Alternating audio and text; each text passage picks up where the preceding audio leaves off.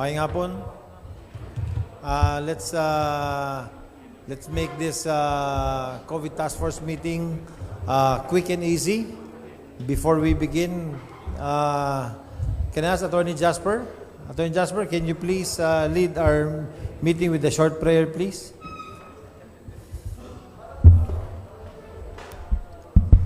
Okay. In the name of the Father, of the Son, of the Holy Spirit.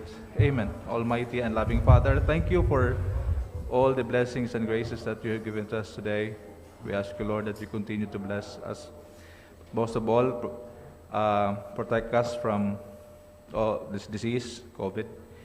And we ask you, Lord, that you send forth your Holy Spirit upon us to give us the wisdom that we need, so that what we discuss and decide today will be for your glory. This we ask you through Christ our Lord. Amen. Father, Son, Holy Spirit. Amen. Thank you. Maayong hapon sa tanan. The SP had a wonderful and very lengthy caucus today meeting, no? During our last COVID meeting, kano sa to? Thursday ba to? Last week?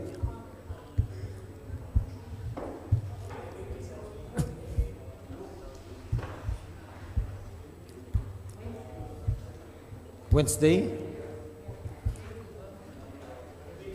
Okay, so last Wednesday meeting na to, we've been working on our repatriation program even before the national government began the OFW returnee program. No? And sa atong repatriation program, while we were working on it, last Wednesday, you remember the DILG gave us a briefing na kinahanglan ang mga repatriates, ang mga returning locally stranded individuals, ang ilang LGU of origin will have to coordinate sa ilang destination LGU 3 days prior sa ilang pag-abot. So the following day, actually that day, na may nag-text sa ato, nanay bus na niabot na nasa Palo. O niya, wata kayo ba, pila ka tao ang sa Ormoc. So, nakalitan ta. That's why I always give emphasis sa akong mga interview. Coordination is very important. Ano ba naman yung simpleng coordination? Because we want to know how many people are coming in. Have they been processed? Have they gone through testing? Pag wala, we will test them. Pag nag-quarantine sila, pag abot dito, hindi ba sila na-quarantine? We will quarantine them.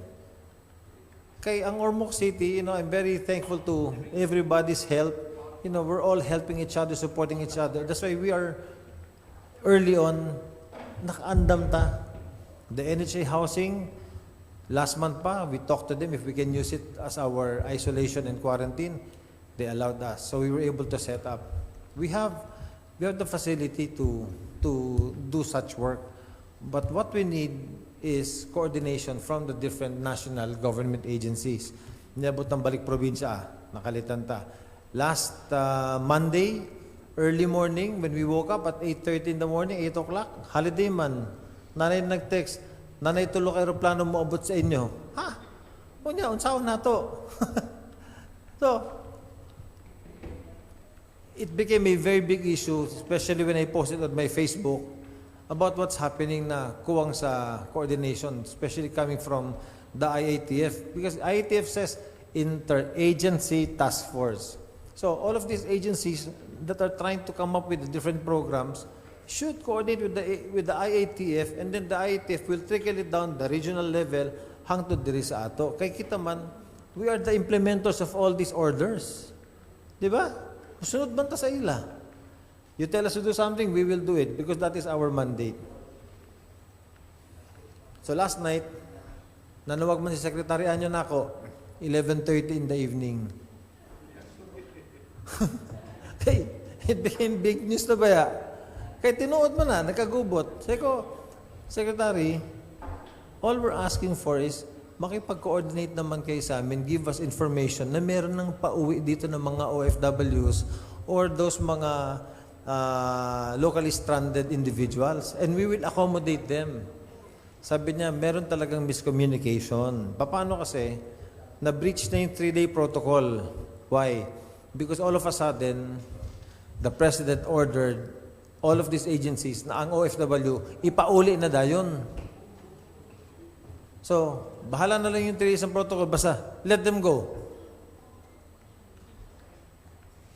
The problem is, sila lang nakahibaw. When nakita dire sa local level, we do not know na, ano palang nahitabo.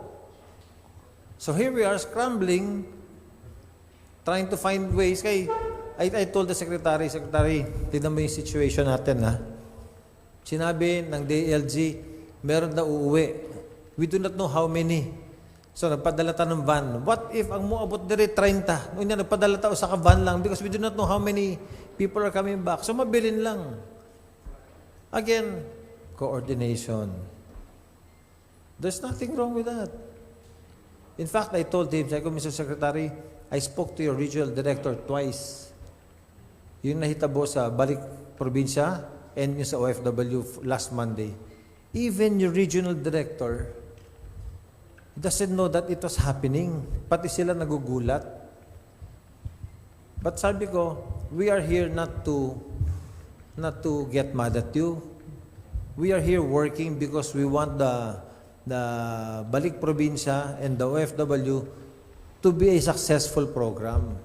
We want to work with you. We want to make it successful kasi at the end of the day, pag nag-fail yung program, failure din to on the part of the LGU. No? So that's why again, why am I saying this? Because I'm very thankful to everybody here in Ormoc City who's tirelessly working together because pinoprotektahan natin na maging safe ang atong syudad. Maura, no? For more than 70 days, we've been COVID-free. We cannot make one mistake na makasulod din na infected o niya maigo ang mga tao sa Ormoc. So, let's keep Ormoc safe. Let's continuously work hard to keep Ormoc safe and at the same time helping the program of the national government because their success is also our success. Our success is also their success. Okay? So, thank you so much. Adjourn na ta? Ha?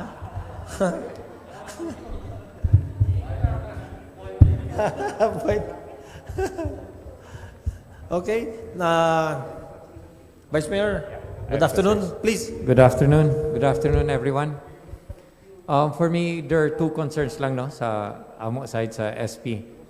Because earlier today, number one, it's about the vehicles, Mayor pala. Vehicles sa City Health, Mayor. Because we have 3 teams right now. One's for the testing team, and then one's for the contact tracing, and then one's for the isolation. I think kulang talaga sila ng vehicles, Mayor. Kanina, someone from the admin office requested from the Sangguniang Panglungsod if they could use our van to pick up patients, I guess, or do something. We had to send our regrets, Mayor, kasi the SP is using the van. If you use that for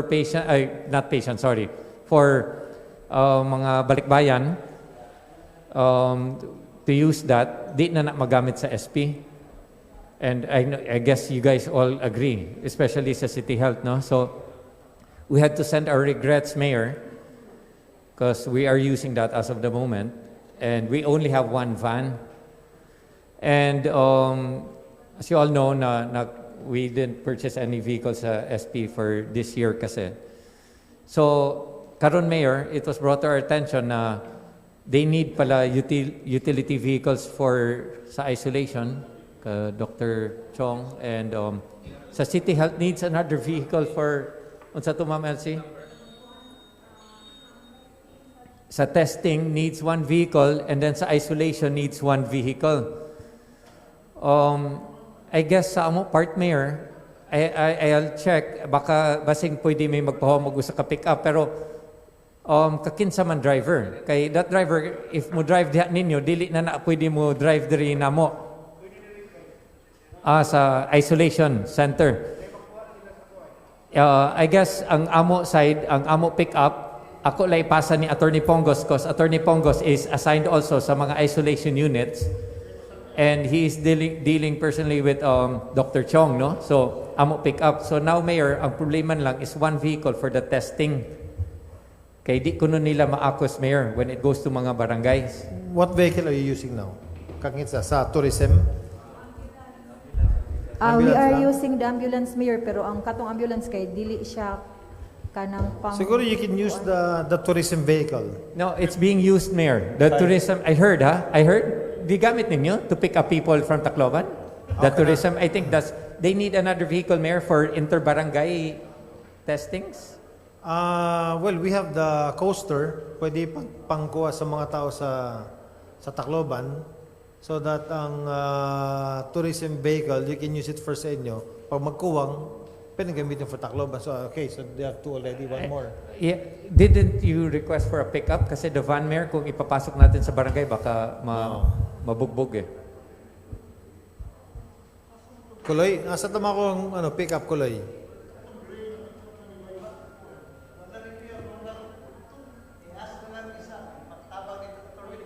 Yeah, actually, si Kuloy went to the SP na kanina to ask us. So we have one Okay. pickup. See, others were suggesting rent daw, Mayor. For now, I am not sure about. No, I think we have... What office kaya, no? Ang sa engineering, GSD? naman sila. Engineering, GSD? Sige, we'll check on that. We'll check one vehicle. City planning or something? Yeah. We need one more pickup lang, Mayor, for the testing. And then kami na lang ni Attorney Pongos will lend sa isolation units, Mayor. Okay. And then, Mayor, it was suggested kanina also sa Sanggunian about these teams, Mayor, no? Because we have 3 teams right now, Mayor, for the testing, for the treating, and for the tracing and the treating. Okay. They have 2 teams now, Mayor, and we suggested sa City Health earlier na sa tracing, Mayor, they have what do you call that? Sub-districts and my contact person per each. Pero we suggested, Mayor, na there is supposed to be one in charge talaga of all the districts para isa na lang yung point person, Mayor, that will report to City Health they'll report to us. So they suggested, Mayor, na naman good na tao ron, pero she wasn't lang assigned to be the head of all the districts. Now, if okay lang, Mayor, we should assign that person talagang muna yun ay a job description. Kinsa to? We are eyeing Island Pass and si Sir Nacho. Silang magpartner. Kinsa? Si Nacho. Eileen og si Nacho, Mayor. Okay. Ganun katawa mga Mayor.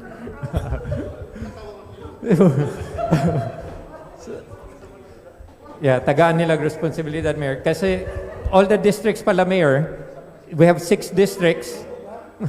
We have 6 districts, Mayor. Isa-isa nagre-report sa kanila. Okay. So, sana may isang tao lang na they'll send all the reports, Mayor. Okay. Para isang contact person na lang. So, Sige, please lang, we'll assign that person lang. Give us the details para we can make an office order for that. As of now, Mayor, yan na lang muna for Okay. me. Thank you. Thank you so much, everyone. Doc Jerry.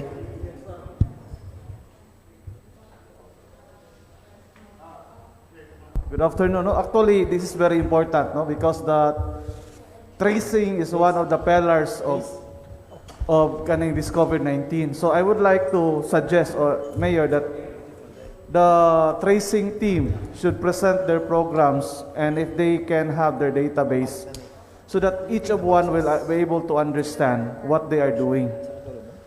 So, not so, no? If they can have one day to present what they are doing, their programs, asa sila na base, and what are the members of their team. So this task force will be able to understand the whole activity of the tracing team. Okay.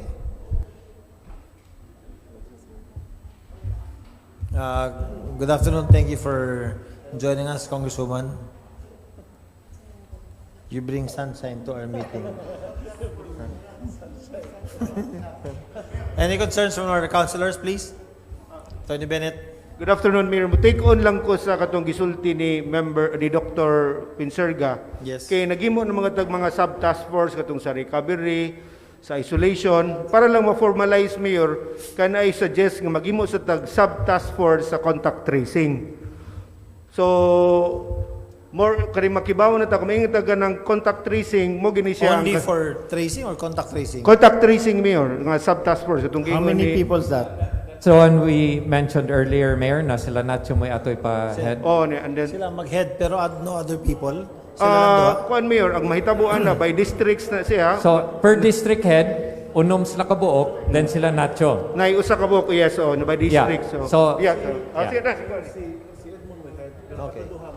The head of the city health lang gyapon, si Doc Edmond gyapon mo head sa tanan, pero naa sila team for the contact tracing. Okay. Thank you, Mayor. It shall be done. Any other concerns from our councilors? Doc Vito?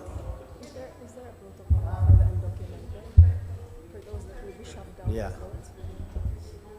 Okay naman, Mayor. Pero I just went around sa borders gahapon ba. Yes. Medyo grabe man din conditions nga to kay tungod kay grabe ka init. No? I saw our frontliners grabe yung kay Actually, kuno it's been very hot this past few days. Yeah, and then I think they lack na mga kuan, Mayor, kato mga alcohol in some of the borders. And then, Pangkamot yeah, na alcohol. katong dalawang that they spray. And Hindi pang... lain nga alcohol to, Mayor. Sa after 31. Okay. Kato naman, Mayor. That's what so far, Mayor, okay naman ang atong borders, no? Yes. And they've been complying with your orders naman with regards to those entering. So, kato lang, Mayor, we want to make sure lang with the advent of this new development ba, na kuan lang, we need to... one thing I noticed there, Mayor, ang containment tents that we have are very small. No? Katong kuan, sir, yung nakita ko doon, yung sa Pepsi. Siguro kung less than 10, okay lang yun. But if ever na marami, the tents would be small, Mayor, sa containment. Plus, walang mga chairs there, Mayor. Okay. No chairs. Kuwang ang chairs. Walang chairs talaga nakalagay Para sa sa... mga moabot ng mga... Yes. tao. In case na there are persons we need to contain in the borders first, Chairs and pending tents, their no? Yes. mga kaning checking their documents, no? Yun lang sa Mayor, medyo gamay lang ang tents. And just in case ug daghan, mardi gito maigo nga to. Yes. No? Plus walay kulang tayo na mga chairs. That's all, Mayor. We will request the GSD to send more tents and chairs. Yes, City Conggona. With regard, sir, sa border, nag-iikot din ako. So napapansin ko ngayon, sir, dumadami na uli yung mga dumadaan. Parang yung mga first week natin, sir. Ang dami na uli, sir, ang siguro mga 100 meters ang more than. So, All of these ano to? All borders yan, mga sir. Non-essentials to? Yes, sir. Okay. So, after 2 weeks noon, sir, nagbabas tayo na kasi umunti na yung nagbabiyahe. Yes. So, i-recommend ko uli, sir, na baka maka-request ulit tayo ng mga volunteers ulit.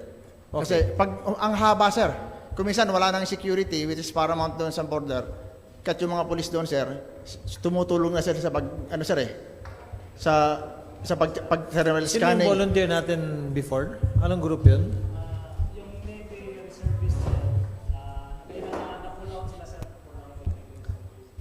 Marami tayong na-pull out nun, Mayor, katong mga extra. Even ang mga barangay tanods, plus yung mga reservists, plus yung mga ibang multipliers, no? So, Can we request them again? siguro sir, baka pwede, Mayor, patawag ko. We'll write them a letter, no? Ang hindi ko lang alam yung sa tanods because I think the tanods are being utilized sa kanilang mga By the barangays ngayon. yes. No? So, kausapin lang natin yung ibang multipliers.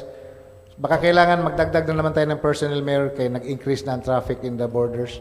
Nag-increase ang traffic. Plus mga, I think, kulang na tayo Sa border, sir. thermal scanner, sir, no? Pero para- yung mga people outside Ormoc, they still cannot enter the border, di ba? Hindi pa, sir. No.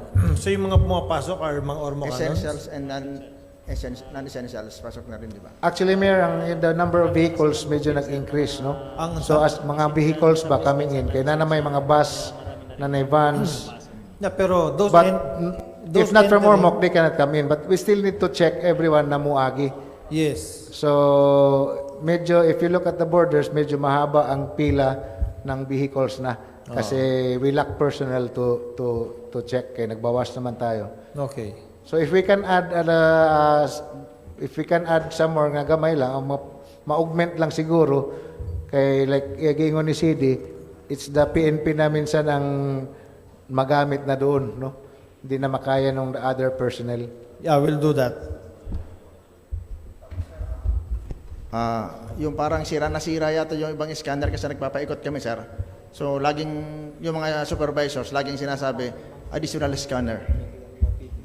Yun, ma'am. So, kung minsan nakikita ka, lalo sa ano, sir, nung isang araw umikot ako sa Makabog, ang haba, dalawa lang yata sir ang ginagamit nilang scanner.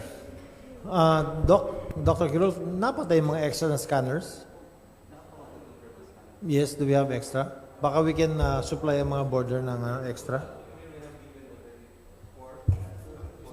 Each border na mayor. So kung mag-additional pa, pwede pa may mapuno gihapon, sir.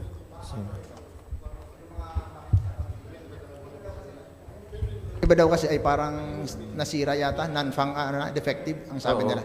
Pa-account ko rin kung ano talaga nangyari.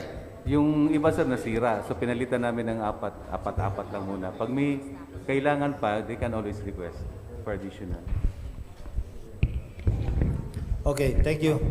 Miss Lalaine.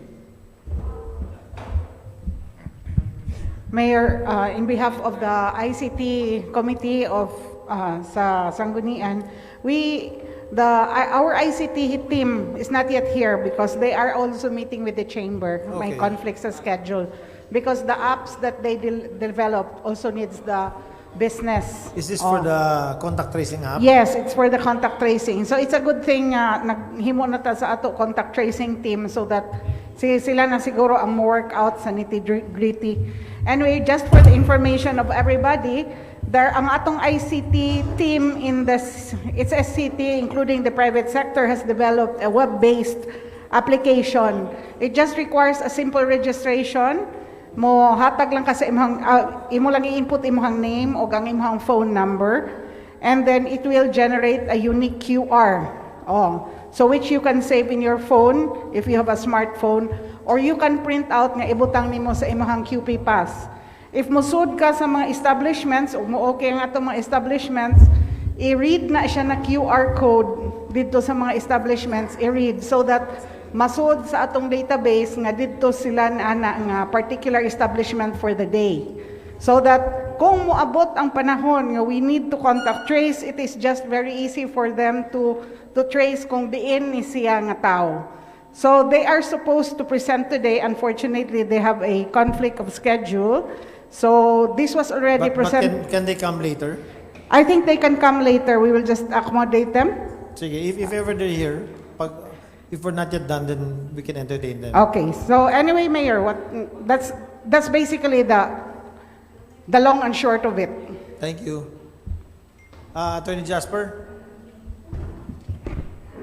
Any news on your repatriation program? Yes, Mayor. Thank you guys so much, Mayor. Murag kining ako, bogi ni karon. Anyway, dagandaghan na Mayor. First, I would like to talk ang sa OFW, no? Kagabi unfortunately, naay 20 kabuok ni abot sa last flight. That was around 10 o'clock in the evening. So they were How many? 20. 20. And they were brought in a hotel. All Ormoc ni? Yeah. The hotel dito sa, I think ang OWA may nagkuha nila, nag-facilitate. Okay. They were already brought here, Mayor. O, na-process na sila. Some of them already went to Ia Lodge and some of them to the NHA. Ang problema lang karon, Mayor, is that there are again 3 flights coming in. We do not know how many are from Ormoc City. How come? The DLG still do not know their names. The DLG regional office do not know the names. Yeah. Si Engineer Bagares is called me up. They have a meeting now with the regional director nga to, together with the OWA. And they decided to allocate a bus for us.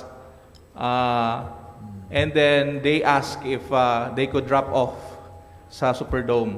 That's why kaganina I asked Dr. Kirolf na og pwede ba sa Superdome, and Dr. Kirolf said na no, we cannot do it. We have to bring them sa OCMS. Yes. Because that's where we start processing them. Yes. I already relayed that information to Engineer Bagares, which he said na iya ko nung i-inform ang regional director.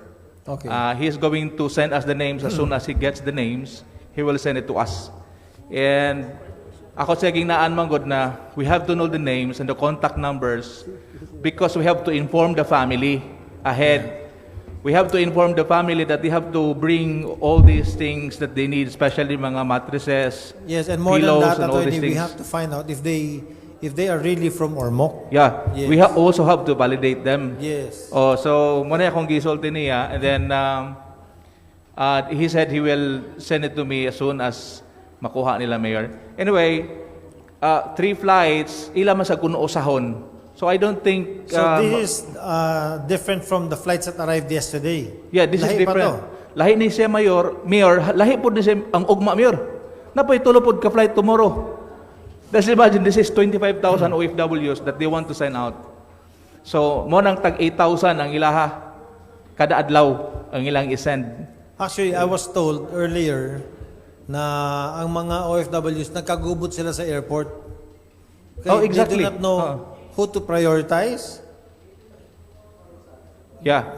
Na ay Sige na mga ang nahitabo gabi, Mayor, was that we were not informed by the DLG officially, Yes. but we only knew these persons because number 1, sometimes these persons called us up personally. Number 2, or their family called us up. That's how we knew them. And fortunately, kagahapon, there were 6 of them out of so many. There were 6 of them who were already in our program. They already applied to us. Correct. And some of them were already communicated to us by the OWA, but OWA did not give us the date. Pinaspasa ito kagahapon. No one really knows. The OWA in Region 8 really did not know. They were all surprised, including the DALG. That's really the reason. We do not know what happened there in Manila. Ang naiingon, ang one of the nakauli na mayor, he told me because I was able to called him. I said, asa magkakaroon? Siya nga, I'm still here in the hotel sa Manila. I am waiting for the result of my swab because they said I cannot go out without the swab, and my companion ko got the result. Nakauna na, siya nabilin pa. He doesn't know when he would go on, get out. Yes, Mayor. Do we have any coordination from the OWA? Yes, Mayor. Si Marinette is in constant communication with personnel from the OWA, Mayor.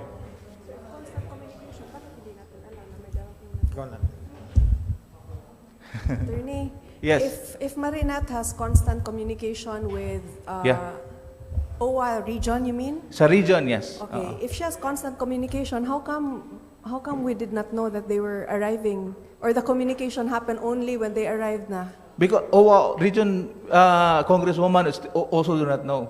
Okay. They were so not aware. Yes. the They were really scrambling. Even OWA at the regional level was Yes. not aware that there were people coming in. Karon, they are aware that there are people coming in, but they do not know the names. We do not know also how Yes, many. they do not have the list. Right now, even second day, karon na, they still do not know the list. Okay. Do we have moving forward lang? Yeah. How many days do we expect this to happen? Until tomorrow, Congresswoman. Last na ng tomorrow. Yeah, that's what they said. Aside from, I heard the news this morning that there is another 62,000 coming in, but I don't know when. The assumption ba is everyone that's coming in are all from Ormoc? Or No. Kagahapon No, daw, I mean if the ones kanang giingon nato nga moabot karon, they're all from Region 8. Region They're 8. all from Region 8. They're So different we also LGUs. do not know how many will be from Correct. Ormoc. That's what we have been trying to tell them. Oh no. Every time magsigimig follow up, Wala pa. mingon jud mi nga, please tell us the names so that we can inform the family ahead. Or at least the number of people. Oh, Baka so we that know we can how also big prepare the vehicle Yes. nga amo mapada. But unfortunately, the OWA, according to Engineer Bagares, when they were having a meeting now, OWA agreed to allocate a bus for us, for Ormoc City.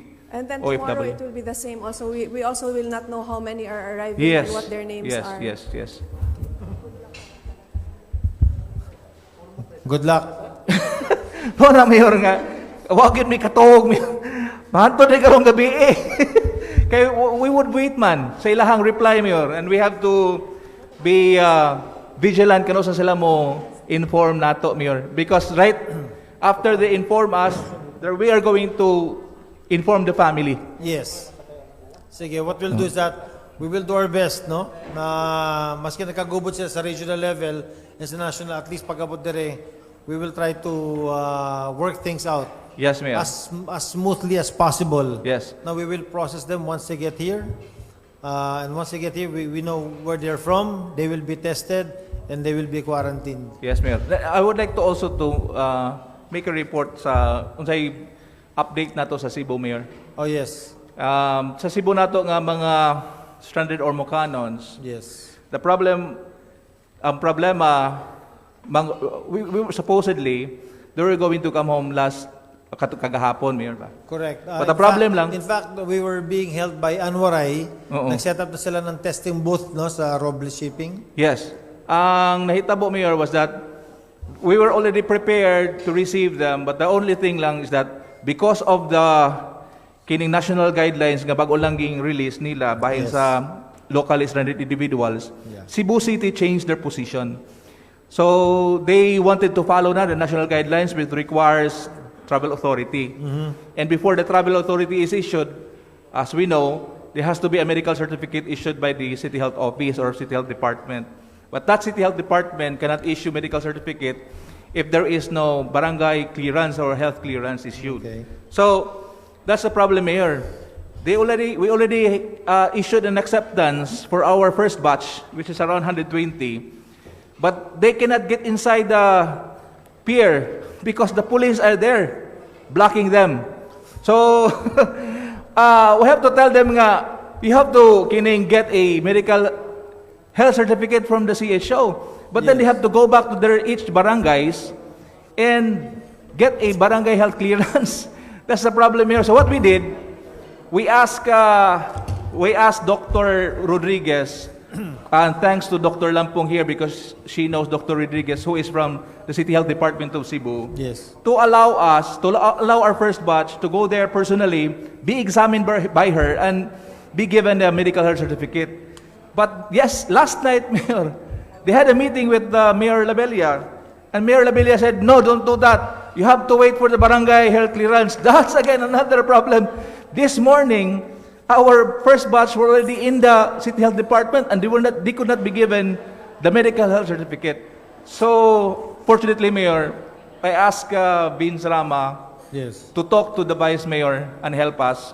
And also, Attorney Bennett Pongos here, who is a good friend of SP member Joel Darganera, Yes. also was able to contact him. And my staff, Nikki Sia, Mayor, was able to coordinate with Joel Darganera.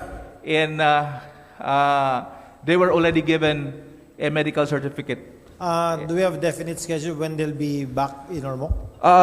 For more likely, Mayor, tomorrow. So What they we are waiting now, Mayor, is just for the medical certificates to be given to us back, to be sent to us electronically. Do we still need, attorney, the support of Anwaray for the testing? For Yes, the rapid Mayor. test? The test kits were already sent to Cebu. Yes. And what our plan, Mayor, Pasabot, attorney, nanatay mga kay sila man na mag-supply sa mga nurses ang Anwaray. yeah, We have to inform them. yeah, human na, Mayor. They were already informed because they already received the test kits. Okay. And our arrangement, Monisha, Mayor, with the Roble, the moment we received the travel authority Yes. from the regional director of PNP Cebu, Region 7, the moment we receive it, we will send it to Roble. Yes. And then Roble will immediately prepare the ticket. Grove Level set up a ticket booth dito sa pier. Okay. Ede, pag suod nila, Mayor, tuwa dito ang ticket booth, but before issuing the ticket, they will be tested by the nurse of Anwaray. Correct. Okay. After that, if non-reactive, then they will be issued a ticket. Then he will directly go to the boat. Okay. Muna instruction, Mayor. Basta once, what we need only is just karon sa pagkakaron is the medical certificates issued by the City Health Department to our first batch in bulk para mahatag po nato sa regional director sa PNP Mayor through the OCD in bulk. What is our initial count of passengers in Cebu? Mga 120 Mayor sa ang first batch, but there are around 600 mga stranded individuals sa Ormocanon dito sa Cebu Mayor. Of the 1,000, they are the majority. So the NHA housing will be fully utilized, no? That would be, and not just fully utilized, Mayor, maybe mag-tent na lang tayo na sila sa gawas. If that happens. Thank you, Attorney. Thank you so much. Yeah, thank you, Mayor.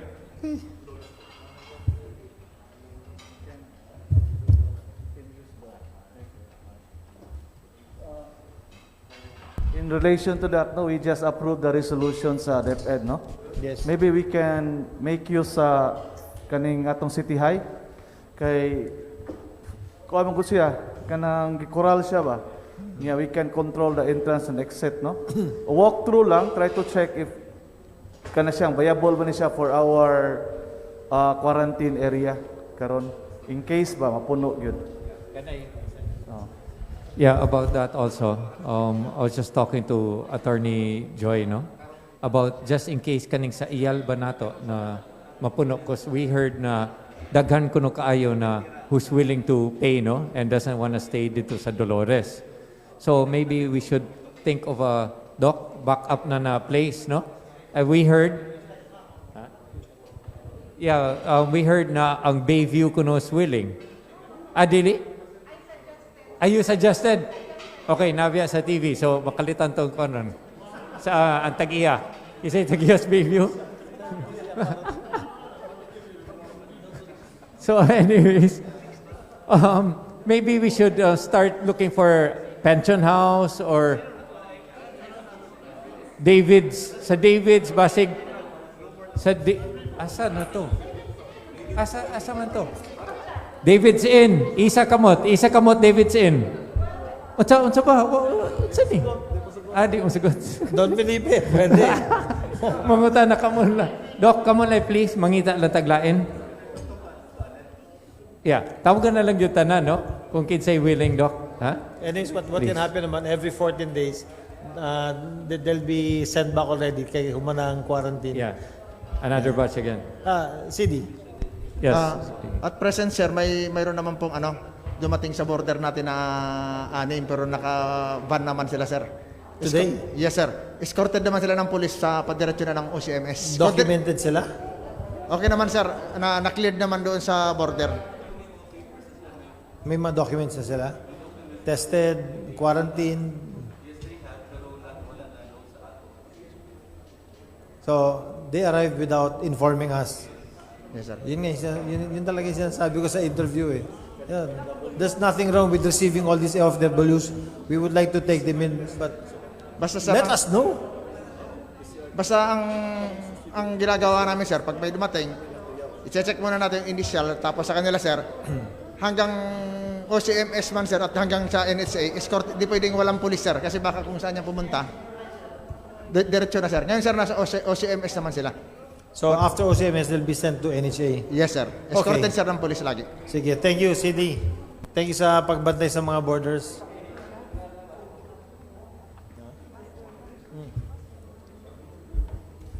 Be, anything to report, Be?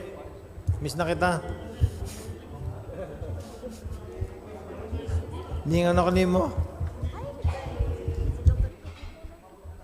Good afternoon, Kong, Mayor Vice, sa kanatong tanan. Mayor, as lang kong permission sa dunay memorandum, local budget memorandum, Mayor, sa Department of Budget and Management, number 80. ipatawag ni Ma'am Dayay ang mga punong barangay. Hopefully next week, Mayor, mga Monday or Wednesday. Kung okay ra ba, Mayor? Okay ra. Thank you, Mayor. Then, doon ako yung suggestion, Mayor. 110 barangay patawag dire. Yes, Mayor. Okay. Para usara, para preparation sa 2021 nilang Sige, and if we budget. have other announcements para i-prepare na nato daan, ibutang na sa agenda nila. Yes, Mayor. Namamagiwat si Ma'am Dayay nga ang sa barangay level nga mga ira may iyagiwit. Then, Mayor, doon ako yung suggestion katong sa atong trade sa UDT nga kung pwede, per barangay, masabtan nato, mag-survey ta kung kinsay ilang mga parente, mga residente nga muli from OFW ba or gikan sa local lang, Luzon, Visayas, Mindanao, para masabtan lang nato. Or okay ba nimo? Nagsabot namin actually ni Attorney Lucero, Mayor. Okay. Mag-meeting We can do that. Mag-meeting pa mi ugma, Mayor. Thank you, Mayor. That's all. Thank you. Attorney Kilang.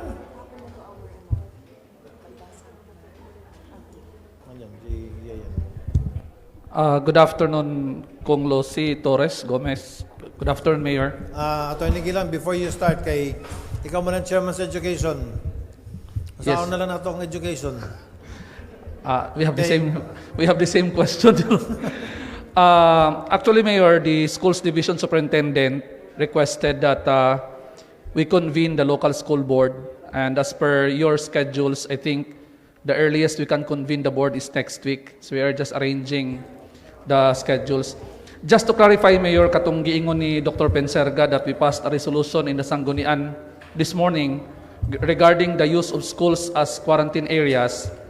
The authority that the Sanggunian granted is only for the city mayor to sign the terms and conditions. Okay. Aside from the terms and conditions, the DepEd may opt to draft their own memorandum of agreement that will also be signed between the LGU and the DepEd on other arrangements. And I think, like, what could be the other? If there are other arrangements aside from the terms and conditions that were specified, Mayor, I think this is also the reason why the schools division superintendent would like to discuss this matter during a local school board meeting. Yes. So that's the clarification. So there might be other arrangements that the DepEd may need from the city government, and this is what she wanted to be discussed in the local school board. Okay. The second update, Mayor, we already submitted the list, the numbers on the left out population of the city with regard to the SAP, the social amelioration. The 11,000, no? For now, Mayor, what the number we submitted is already at 18,000, but this is subject to the validation. We said this is subject to the validation by the DSWD, because we just based the numbers from the letter request submitted by the city mayor to DSWD and the ILG. Yes. So this includes, Mayor, those senior citizens and PWD who are living alone. This includes employees who were prevented from going to work and yet they have not received any assistance. This includes katong mga katabang ang sweldo below the minimum wage. This also include even farmers with less than 1 hectare farm, and katong all catching provision nga all other poorest of the poor that needs help. So those numbers will total to 18,000. But the request that we made with the DSWD is only for 11,000, no? The 14,000, Mayor, actually. Ang leftover. The funds that are still with us. So we're requesting for another extra almost 4,000. 4,000. That if they will consider all the numbers here as valid entries. So we'll prepare a letter for DSWD. We already sent a letter, Mayor. This one? Oh. Attorney Joy Romero already submitted this with a cover letter you signed, okay. I think. Okay, that one. Yeah. So we are just waiting for the feedback from DSWD on further Okay. guidelines on the matter. Attorney, unsaon lang nato, no? If dili mo dayon ang klase, are there It's possible. Na bang DepEd na Yes, alternative learning modules? They are, I think that's what they are preparing for now. Yes. No? That's possible, Mayor, because the President already said on news Last that night, yeah. if there is no vaccine yet, No he class. is not open to the possibility of opening the schools. That did not happen when we were young. And if the vaccines will come out 2 years after, that means 2 years, murag, di siya mo allow nga i-open ang schools. Yes. But I think that DepEd will encourage more online learning activities, Mayor. Yes. And Ma'am Lani Cervantes will also discuss this matter during the local school board. Except the problem lang is the availability of internet lines. Yes, that has been pointed out by a lot of Ormocanons, Mayor. Especially in our far-flung barangays. Yes. Anyways, we'll find a way. Yes, Mayor. Remember Please. when we were young, natin kanang mga modular ba? Oh, katong i-flip. Di ba? Oh. Kanang mga Aviva ng mga modular learning kits. And we used to do that in class, no? Yes. Expensive lang. Oh, kanang gipadala sa mga balay, take home. Well, we'll see, we'll find out, we'll talk about it with Villaver sa local school board. Thank you, Mayor. Thank you. Thank you, Attorney Kilang. Councilors, anything more? Vince, Rama? Naka? Councilor Serafika? Naka? Concerned Palihog? Oh. Good afternoon, Congresswoman Lucy. Good afternoon, Mayor. Yeah. Mayor, I heard a while ago si Honorable Knowledge saying that ma-appeal tong mga farmers with 1 hectare. Less than 1 below. hectare, yes. 1 hectare below. Ni aman si Yian Mendoza, Mayor, may na makahatag unta sila sa list ni adtong nakadawat sa relief, rice relief atong tarification para dili na sila madoble, Mayor. Yes, correct. Mo lang to akong concern, Mayor. Thank you. Thank you. Ms. Yayan, can we takas sa topic mo. Can we double check together with let's just do cross checking with Attorney Kilang and the Agriculture Office so that more people will be benefited sa amelioration, dili magdoble. Yes, Tam. Another point, Mayor, the Philippine Coconut Authority, they are requesting that they be given a copy of the sub-beneficiaries of the city because they have, I think, a program that they would like also to help those coconut farmers who are not sub-beneficiaries, Mayor. So they need a list. In form of maugyapon sa... I really do not know, Mayor, if they're going to give out cash or what, but they are requesting for the list of the sub-beneficiaries because I understand they had a representative who went to the DSWD, but they were denied. They were not given a copy. Mayor, kuan siya... Attorney Joy. Kuan siya, he wrote a letter, si Dar wrote a letter to the mayor asking for the list of the SAP beneficiaries. And Dar. No, I'm not talking about Dar, Attorney. I'm talking about PCA, Philippine Coconut Authority. Okay, same gyapon na siya tubag if they request from the LGU the terms of the MOA that LGU entered into with DSWD is that the details of the beneficiaries are confidential. We are not supposed to be disclosing the details of these beneficiaries. What we did is we sent them a letter in response to their letter request, and then we furnished the DSWD regional director with a copy of that letter. Okay, anyway, ako lang ipaabot sa representative sa PCA. Thank you. They asked na lang in writing if they want it from the LGU so that the LGU can also respond in writing. Anyway, that is also what I advise the contact person. I advise her to make a letter to the mayor. Thank you.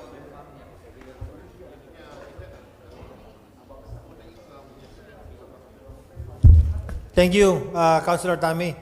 Councilor Roy? Councilor Perok?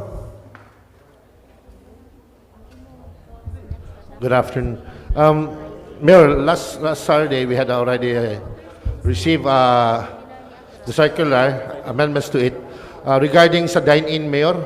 Dine-in, yes. Yes, so we've asked Dr. Busasada to make us a preparation on how we could, because hopefully they'll be asking us when they will be open, so we'll be pressured. So I think we should be ready. So I invited him this afternoon, Mayor, for a 5 minutes presentation sa mga dine-in nato.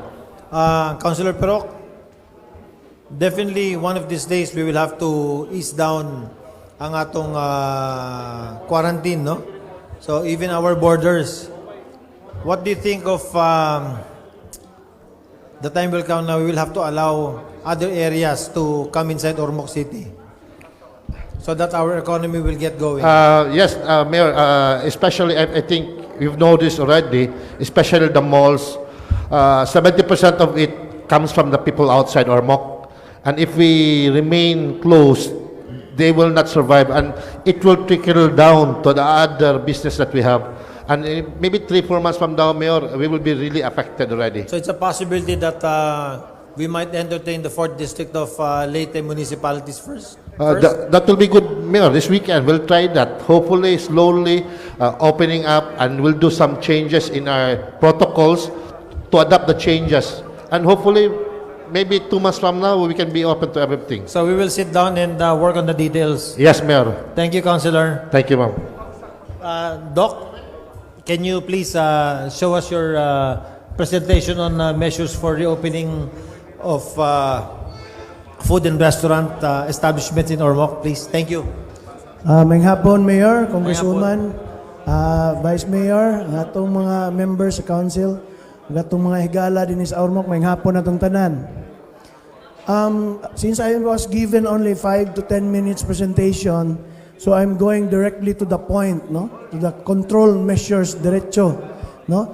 That will be applied to the different food preparation establishments. Okay, next. First, I'd like to inform everyone that there is a hierarchy of control measures. And this is according to the most effective down to the least effective. The most effective are the engineering controls, followed by the administrative controls, and lastly, and the least effective is the personal protective equipment. No? I would like to emphasize that is the least effective, and it is our last line of defense against any hazard. Okay, next slide. So first we have to go to engineering controls. Now the first problem will be our ventilation. So there will be different types of establishments. First, we have those establishments which are naturally ventilated. No? So open air siya, wala kayo problema, no? This type of establishments, wala kayo tay modification nga gi-require or i-request for them to operate again, no? For them to reopen. Okay, next. The next is the semi-enclosed. Kadtong dili kayo open, semi-enclosed siya, pero dili siya air-conditioned. So partly ventilated by open air, and sometimes some of them are using electric fans, no? Okay? So with that kind of establishment, there will be some form of modifications that we need to ensure, because there is a requirement on the airflow that needs to be maintained in an establishment.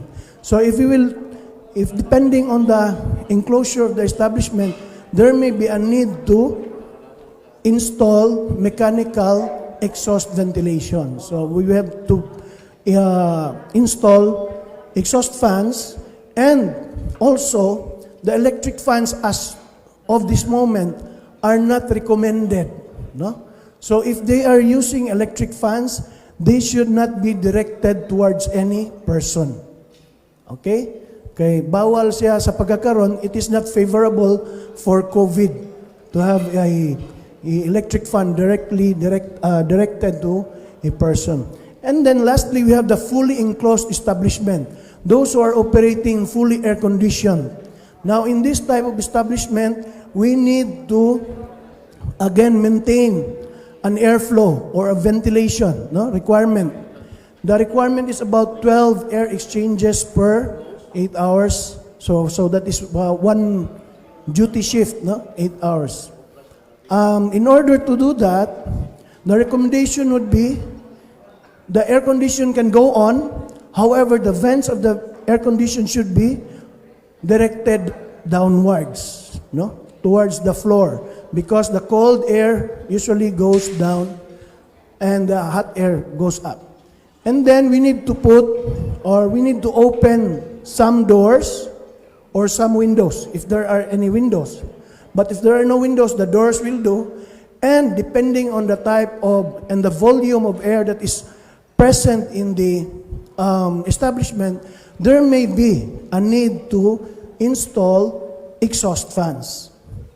Okay? So depending now on the volume of air that is present inside the establishment, because we have to meet the 12 air exchanges requirement. Next. And then another engineering control would be modification of the workplace design. Okay? Workplace design. In modifying our workplace design, we need to designate which are the entrance, which are the exits, and which are the emergency exits. And then we have to designate the flow of persons in the establishment. As much as possible, we need to have a one-way flow of persons. As much as possible, Kung mahimo lang unta, one way, Kung di gid mada, at least maminusan ang mag-two-way. One way. And we also have our distancing, We can put up floor markings, karon makahibaw asa tindog ang mga tao, and they will maintain distancing. There should also be installation of hand washing facilities and sanitizer dispensers in the strategic areas of the establishment. They can also put up foot baths, with disinfectant that should be maintained also, All the consumables should be maintained. One important thing that is being noticed now, kay noticed magid kayo, ang putting up of barriers, barriers on the tables, barriers on the counters, That is to provide a physical barrier between persons, either a customer to a worker, or between workers, or between customers. Now, one important thing in workplace design modification is that there is a need for the establishment to set up an isolation room or an isolation area. Now, this is now the area that will be utilized in case there will be a client or a customer or a worker that will get sick or discovered to be sick while inside the establishment. Now, they have to be isolated right away. And they have to proceed to that isolation area, whatever that may be. Now, in that isolation area, again, there is a ventilation requirement, Ventilation requirement. If it is open air, much better. Okay? So that is for workplace design. So these are some pictures. Next. Okay, so facilities, Okay, next. Sample of floor plan. Okay, markings on the floor. Next. Foot bath. Signage for hand sanitizers. These are barriers, If you'll notice, this one type of barrier, kanang di sila gusto magkita, So dili transparent ilang gigamit. And there are also barriers that are transparent. You can see through the barrier. But it will still serve the purpose. Okay, next. And then we need to proceed to administrative controls. First, we need to educate the people, our workers, They should have basic knowledge of the hazard. A present hazard, number one hazard now is COVID.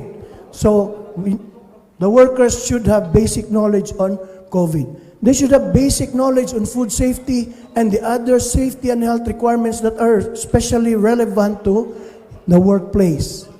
Okay? This can be done by distributing information materials or posting materials in the bulletin board. And it's important that the crew or the employees, all personnel, especially those on shift, no, they should have familiarization on emergency protocols, no? On some emergency protocols, I will mention this later, no? And they themselves should maintain their health, no? Eating nutritious food, sleeping adequate number of hours at night, no? Exercise, okay? So they should be maintaining their health also. If they are febrile, no, if they are febrile or they have fever, they should stay home. Then we have prevention of transmission. Again, part of the administrative controls. So use of PPEs, no? We already know the PPEs that are commonly used in the food establishment. We have the masks, the protective apron, face shields, and hairnet. Social distancing, hand washing, of course, no? Encourage hand washing frequently, especially for workers and also for customers. Body temperature monitoring, that's why we have our thermal scanners and then stepping on foot bath. And then it's important to record the names, no, of the customers coming in of the establishment.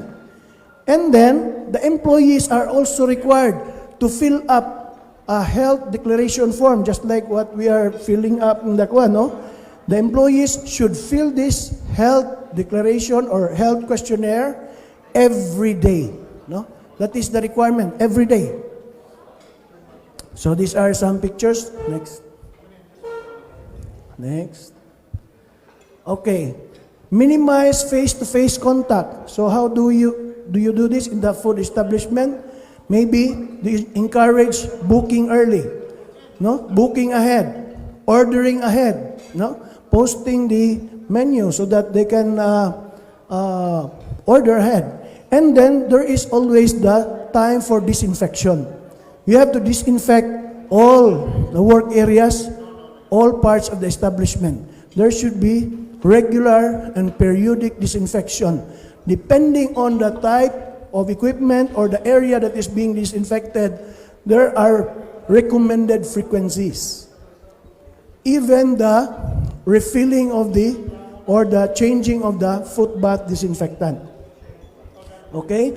All consumables should be monitored and refilled. No? Next. Next. Next. Okay. So one important requirement also is the establishment should designate a medical officer. Safety officer. A safety officer and a first aider. No? Whoever they will be designated as the safety officer and first aider, they should be qualified. Now, later, when we are cleared already from this problem, they should get the proper training. For the meantime, we can provide crash courses or mga short briefings on safety and health just to guide them momentarily, no? For the meantime, we can provide that. Of course, the establishment should come up with policies, no? Written policies on safety and health with regards to their operation. Okay? If possible, they need to provide a emergency contact number for their employees to call, no? If ever there is a problem about COVID. And of course, the routine requirement is the health card for the personnel. If it is possible for them to provide paperless menu, daghan naman kayo na nga naipambutang na lang, like the fast food. And the food waste, no? Food waste disposal. Food waste disposal. Before disposal, the food waste should be reheated, no? Reheated to boiling point or undergo microwave heating before final disposal. Okay? Ito na, Doc, to kill the virus? Yes, exactly, Mayor. Para dili ta mahimong kita mo among sa uban. So if ever na contamination sa food, it is safe to dispose already if it is already reheated. No? Boiling point of water is 100 degrees. Virus can only last up to 56 degrees. Okay, so if you can boil 100 degrees, patay na. So these are examples of paperless menu, no? Kanang nakabutang na. Next. Now, there should be also an emergency response protocol. Okay? So, if ever do na employee masakit, no? They should be able to call the employer to inform them the kuan, and then the employer will have to coordinate with the city health or the barangay, no? So that they can be monitored as a POM or a POI, depending on the situation. Employees or clients who develop symptoms while inside the workplace, they should be placed in the isolation area without taking off their mask. Kaya hinumduman na to, the people or the customers are taking off their mask when they eat. So if they get sick while they are inside the establishment, proceed to the isolation area while wearing their mask. No? They should not be removed. It will now be the job of the first aider to facilitate referral, either referral to the city health, barangay, or hospital, whichever is appropriate. And most important, all contacts of those employees or customers who got sick inside the establishment should undergo 14-day quarantine. Okay, so this should be coordinated with the city health so that they can be enrolled in the monitoring program and also the contact tracing. Then there is also an emergency response for the workplace. No, all the areas in the workplace that are frequented or being operated on by the sick worker or the sick customer should be decontaminated and disinfected vigorously using approved disinfectants. Okay? And then the workplace should be shut down momentarily, at least 24 hours before reopening again. Okay? If that is the one. And then, let us make sure that all the consumables, no, consumable soap, sanitizers, alcohol, disinfectants, no, should be refilled or resupplied or refurbished. The last line of defense and the least effective among the control measures are our personal protective equipment. No? Mora ba niya itong paborito? Kaya ang uban, himuon na ng fashion ang atong mga PPEs. Okay, so mo ni atong siyang last line of defense, least effective. For head protection, we recommend the use of face mask. No? The cloth mask may be used, no? But it should be reinforced with another material. No? Okay? And then the hairnet, no, for the food handlers, and face shields also. Okay? Di mo kabalakan ng face shield, kaya dunay mahalon, dunay say baratuhon, dunay say himuunon lang. Pwede ra i-fabricate, no? So, dili kay problema. And then, we also need body protection. No? What is this body protection? The use of an apron made of water-repellent material. No? Para dili mo pilit sa sinina in kaso og dunay muatsing og muubo sa atong workplace. Okay? And for foot protection, dili ingon ana nga sapatos sa bisan closed shoes lang. Closed shoes lang ang gi-require, no? At least closed shoes. Dili ka nang ingon ana gyud. Basta dili lang way part sa tiil nga mogawas. Okay? Closed shoes. Mo lang ang recommendation for foot protection. Okay. So these are examples of Workers' Health Advisory from the Philippine College of Occupational Medicine. Next. This is an example algorithm for screening, no? For screening of returning to work of employees and entrance of customers into the establishment. Next. Kanisya, this is from DOH. This is how you will mix the disinfectant. Okay? For option 1, that is the bleach, 100 ml bleach, and then 900 ml tubig. Ang bleach na to usually kanang mga Zonrox, no? Sodium hypochlorite. Ang pinakasikat karon Zonrox. Okay, for the option 2, kung wala tayo Zonrox or wala tayo kanang bleach, you can use the chlorine powder, no? Chlorine powder, usa ka kutsara, 1 tablespoon of chlorine powder, you mix with 2 liters of water. Okay? So pwede na siya. Ang uban, next. Ang uban, they spray, no? They spray, pero para di ta maglisod, kung wala tayo sprayer, pwede ra itrapo on the surface, no? For surface disinfection. Pwede sa equipment disinfection. Okay? So this is an example of a health checklist. No? This is provided for by the DTI DOLE interim guidelines for the prevention and control of COVID-19 in the workplace. So this is an example of health checklist that the worker should fill up every day. No? If there are mga significant answers, automatic siya proceed to the isolation area. Okay? Munang tanaw na siya. And they have to sign off on that because para dunay kuan, no? Kanang pugong nato sa pagpamakak. Kay dunay mga workers nga mamakak, manghambog, mulimod tungod kay no work no pay man. No? That is usually the reason, no work no pay. So mga tao manghambog, mamakak, mulimod. So they have to sign off on that so that dunay siya liability. Kung dunay nang namakak, nanghambog, they can be liable, no? For violation against RA RA 11332. Okay, so that is the last slide.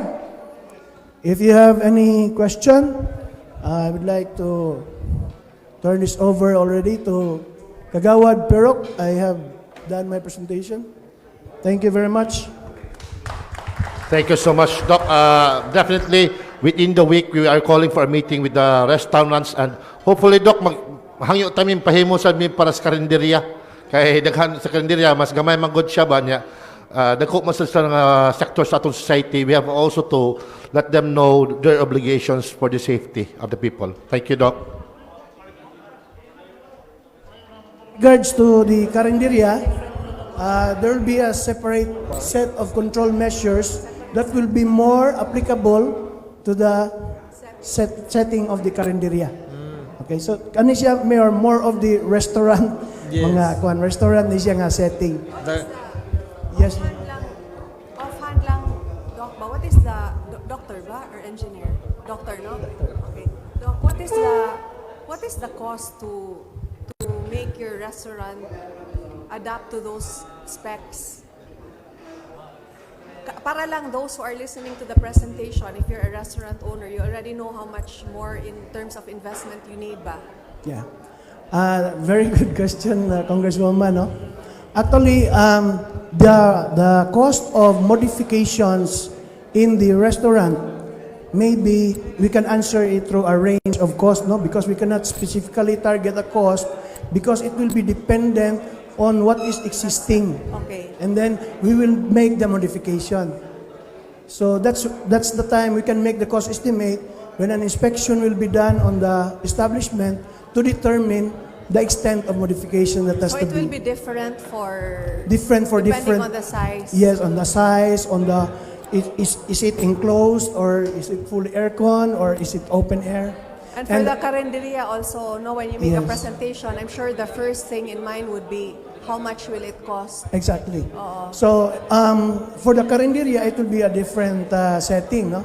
So, there will be, depending on, again, on what is the existing, and then we'll just introduce some modifications that are applicable on the present. Thank you, Doc. Thank you very much, Dr. Butch. Ms. Lalaine, who is presenting next?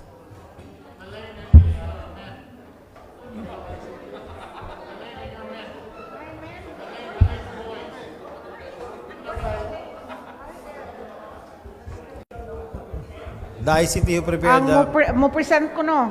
Who is? Ikaw? Okay, just introduce yourself, then, you know.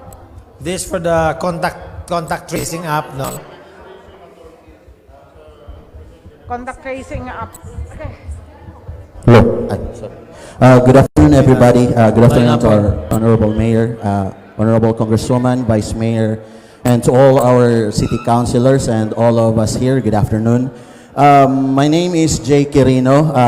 We're from the group Ormoc ICT Community. So we have, through this pandemic, Manggod, so we also wanted to contribute to make it somewhat easier for the LGU. There will be this easier process for contact tracing. So with me, I have Mr. Marjon Pagalan, a local computer programmer, and also engineer Edward Bertolfo, an electronics engineer, and we will present the app that we have developed. So the app is named Safe Ormoc. So Safe is for self-assessment for frontline evaluation. So this is syempre locally made siya. So as we know, there are this app nga being endorsed by the national government itself. And then, but for this Manggod is locally, and ang nakanindot ani is ang data nga kung kinahanglan nato naara dayon, no, makuha ra dayon nato ang data because local ra man gud nga to nga app. So again, so this is the Safe Ormoc web app. So what will happen is that citizens, kita tanan sa Ormoc, will register to this app. Open a web browser, then you log in to safeormoc.today, no? And then fill up necessary information. Then after ma-fill up ang necessary information, naanay mo gawas nga QR code. QR code unique to everybody, to one and all. And then for validation process, so para ni siya sa katong mga tao nga if ever mo nga tag mga establishments, no? Commercial establishments, malls, schools, government offices, nga na ay naka-assign nga itong scanner. So, ikaw nga citizen nga naa na kay QR code, mo na i-scan. No? So, it will contain, automatically register sa database nga at that date, at that time, and at that place nga naa ka diha, automatic registered na diha. So ang ato scenario is simba ko lang na ay mag-positive, ma-determine na siya. So kuhaon na nato ang data nga asa siya ni adto. So mas madali nato siya og trace asa man siya ni adto.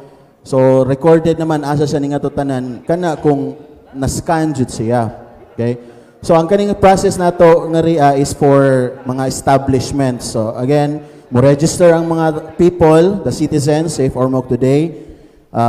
Information needed, generate ang QR code. Once na ang QR code, i-screenshot na lang na nato. Screenshot, save, pwede gali siya ipaprint, and then pwede ipapilit sa ID or sa quarantine pass. And then when you go to these establishments, ang verification sa mga gwardiya nga to nga ikaw jud nang naa sa data, so mo na mag-present ta og ID gihapon. And then so i-scan ang temperature, and then after that you're good to go. So I think it would be okay, Mayor, if we will have a demo. Okay. So for everybody, so i-demo naman lang naman, no? So for everybody nga na ay internet connection, so you could log into pinakauna nga page ba? Safeormoc.today, no? Any web browser, so kinsa to na ay internet connection, kana lang, napang, kana lang, safeormoc.today. No, if you have internet connection. And then, fill up ninyo na siya, then submit, then automatic, mugawas ng QR code sa ibabaw.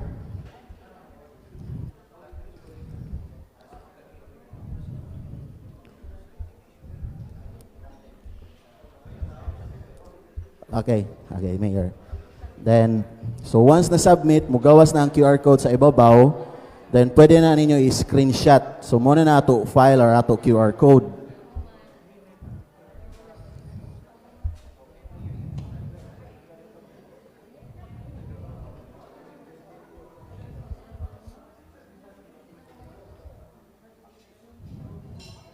So ang scenario jud ani is that ang sa app naay duha ka account. Naay account for citizens, for the people, and then naay account sa establishment, sa scanners. Duha na ka account. So ang katong sa establishments or sa scanners, so sila ang every time na musud nga tawo sa ila establishment, so ila to i-scan ang QR code nga na-generate sa ato. No? So automatic. Again, pag scan ana, automatic na registered ang data, diin ka na place, diin ka what time, what date, no? And then, like for example, di ba naaman to ang stay safe ng gi-endorse sa national government. As far as we have research, as far as we have tested, ang sa kana manggod nga app, there is self-reporting manggod, self-report ba, ikaw mismo nga citizen, mo report ka if you have that symptoms. There will always be the possibility nga ang tawo dili siya motugan sa tinuod nga naaday siya ani kay mahadlok ba jud tahang tawo kuan ako ani quarantine ako ani. So there is that possibility nga di sila motugan nga to sa tinuod. And then also with the GPS, turn off ra man gud ang GPS, no? So once turn off ang GPS, wala na. So there's no way of tracking. So at least kani ma-force man gud ang mga tawo so ngadto sa mga establishment nga maskan masudjud sila ang ila data. So mora ni siya ang kadtong ato di ba sa form ato gi-fill up. And then there's also that question of data privacy. So walay angay ikabalaka because this is all we need, no? So wala jud siya breach sa data privacy. And then, muna ang ato para sa scanners, sa establishments ba, no, sa to account. Ang sa scanners, the first we have for now is that if ever lang ma-okay si mayor, ma-okay ang city, so there will be this resolution or executive order. So, kuhaon man na ang list sa establishments, kinsa to'y gusto nga mo kuha or mo login ani para naslay pang scanning nga account. So once scanned, kisay na ay naka-generate og QR code. Atoy try og scan. Sige. Ka-mayor sir. Tang-tang. Atoy scan.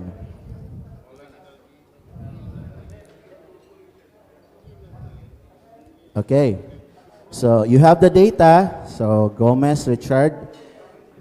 So as well, also with that, recorded na sa database. So pwede po na sa temperature, gi-scan siya sa guard. Let's say 35.6 si Mayor, so input pwede siya. So example na, so muna siya. Recorded na siya automatically sa database kung asa kira. So, moto, isimba ko lang na ay mag-positive. So, makuha, naratay data, na ay report, i-search or i-queue, kaninga name, diin ka gikan, diin ka ningad to tanan. So, matrace na to siya. Then, as well as, kay tungod ka na nga establishment, dito di ikaw niya positive ka, pwede na ba ka na ipa-close for sanitation, and then as well as, kinsa to yung mga tao nga naaan ang establishment, makita pud nato kinsa to sila. So again, this is for, syempre, di ba, prevention is better than cure. So we are preventing nga COVID-free. Pagkuha sa pagkuha sa sensor sa QR code, makuha bang GPS location niya at that particular time? Wala, sir. Wala gi-exclude na namo tanan ang possible nga kanang moingon nga mo violate sa data privacy. Okay. Gi-exclude na mo na siya tanan na daan. So mo nang kana ra jud nga data mo kinahanglan.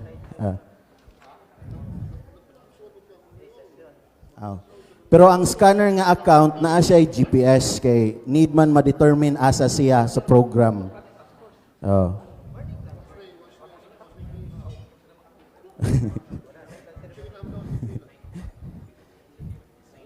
Okay, so that was our web. Yes, sir. Good afternoon, sir. Good afternoon, everybody. Napansin ko yung ano nyo, sir, yung app na promote. Halos similar sa ano, yung STSIP na ini-endorse sa atin ng DICT. Halos parehas. Binago nyo lang yung pangalan. Why not yun na lang ang gamitin natin, yung sa STSIP na app? Kasi malaking benefits nun eh. Di ba? Halimbawa, ako from Ormoc, pupunta ko ng NCR, at least parehas ang ano natin eh. Monitoring sa ganyan. The same, halos lahat parehas. So, thank you, sir. To answer your question, sir, is that when it comes to stay safe o ang kaning ato safe Ormoc, is that ang stay safe is basically household. You report your household. Then you say you're safe or you have contacted the virus. Ang sa amo, once gamusud ka sa establishment, you have to report. So, maskan ka. So, during that day, if you have misud kag SM, after that, you went to Robinsons and then mingat to kag Mercado, all of those activities, malag to siya. So, we can trace now. During that day, that time, then kinsa tong mga tao nga naa diha sa establishment during that day and that time. So that way, we can better have a more specific nga trace sa ato citizens.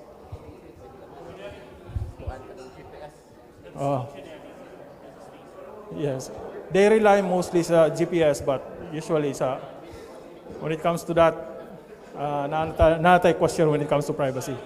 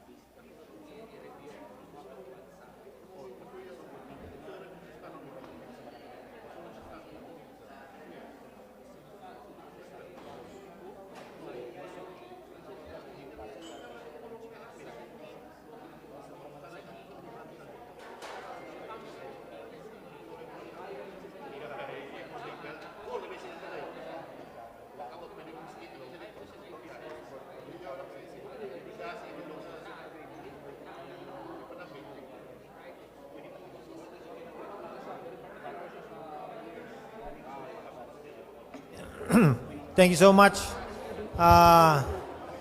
Okay mo, ani? Sa atong contact tracing app? Sa tanaw ninyo. Okay ka, Lane? Yes, Lane? I just want to ask, ang kuan kay nagmeeting man sila sa chamber, unsa ang response sa chamber sa ila? Because the establishments is the other side. Yes. Sa city, okay man, nindot man ang ilang app. Pero acceptable ba sa mga establishments? What was the reaction sa chamber? Maybe pero What could was no. the reaction of the chamber sa inyong Dere.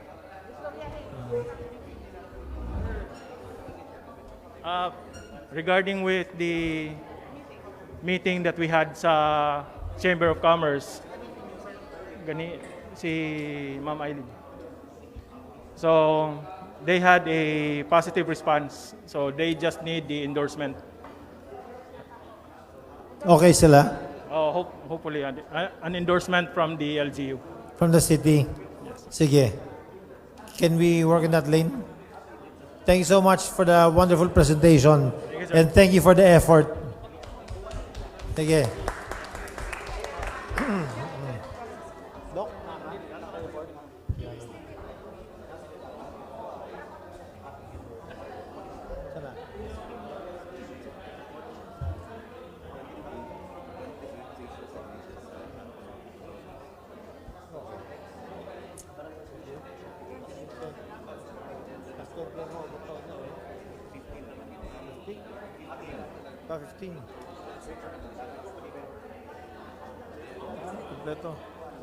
Thank you.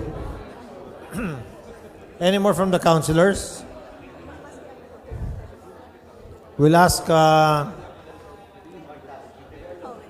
City Health Office to give us a quick report on what's happening at the NHA Dolores. Palihog.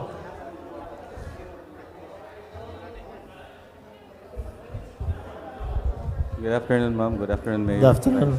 Good afternoon, everyone. The past 4 days, last May 22, we had 5 undocumented guests brought to the Dolores NHA. On May 23, another 10 arrived. On May 24, 9 people arrived. And today, May 26, 4 guests arrived.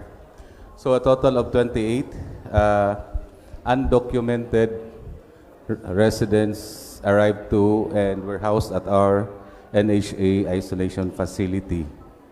So overall, we have a total of about 36 PUMs and 1 suspect na lang, this one admitted at Ormoc Doc.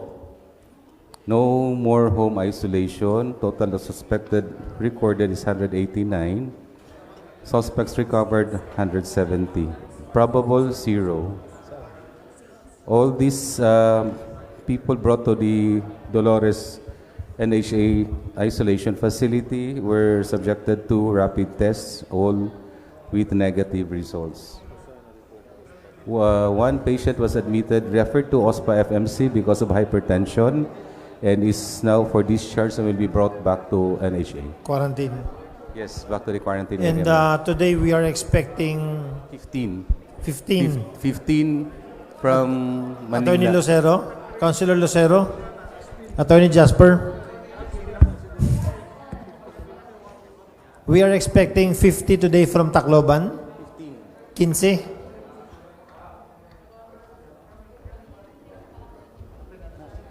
Na ay mga 16, Mayor. How many? Coming in, they will be arrive around 6 o'clock. And sa first flight pa lang na, Mayor, but there is, what nakahibaw pa sa second flight o third flight.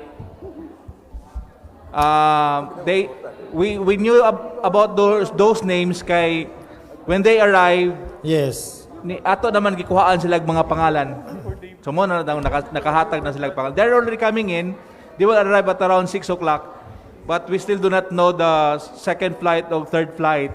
Engineer Bagares is calling me up. He said nga nana sila help designated person dito sa airport nga mo ay mutabang paglista sa mga pangalan. And I told him already na we need ang ilang promise, Mayor, ba nga ang OWA muhatag og bus para nato, but they have to wait for the last trip para mausara og da.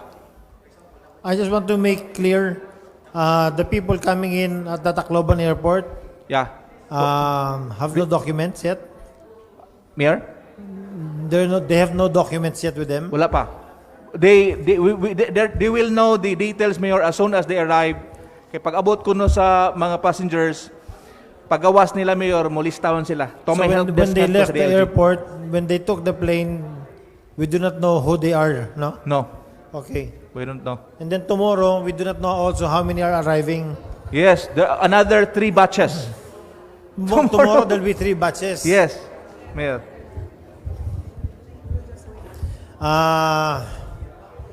Haman si Madam Auring. Para panghula ba? Mao lagi, Mayor, murag rumor lang, gitext ako, Mayor, rumor lang, mga around 60 ko, no? Okay, basta we will do our best. Yeah. We'll do our to best lang. work on this program. Yes, Mayor. No, all for Ormoc. Yes. So, in the next 3 days, there'll be over 200 people occupying the NHA housing, no?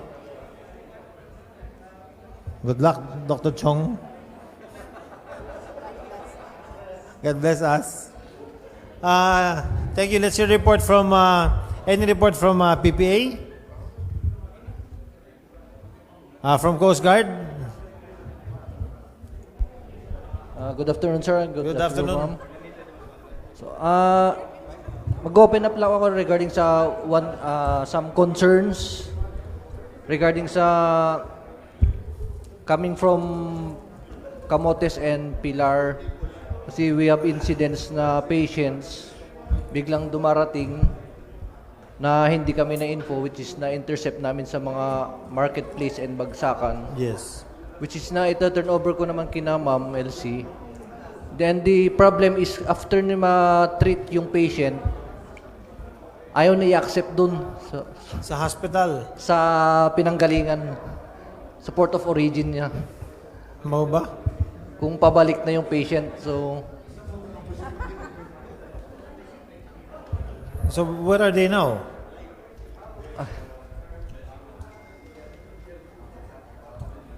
Ang last report sa amin is... Ngano wala sila dawata? Kung nirelease ng hospital,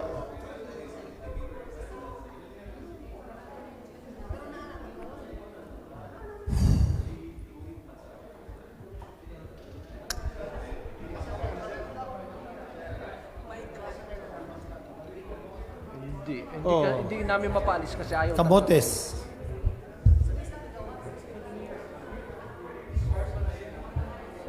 Wala.